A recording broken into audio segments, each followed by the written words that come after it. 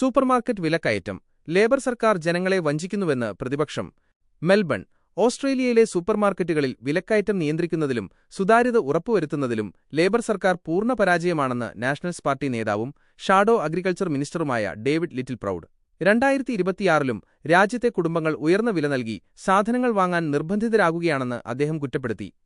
വിലവിവരങ്ങൾ സുതാര്യമാക്കുമെന്ന് വാഗ്ദാനം നൽകി അധികാരത്തിൽ വന്ന ആൽബനീസ് സർക്കാർ സാധാരണക്കാർക്ക് കുറഞ്ഞ വിലയ്ക്ക് സാധനങ്ങൾ ലഭ്യമാക്കാൻ ആവശ്യമായ നടപടികൾ സ്വീകരിക്കുന്നില്ലെന്ന് അദ്ദേഹം പറഞ്ഞു.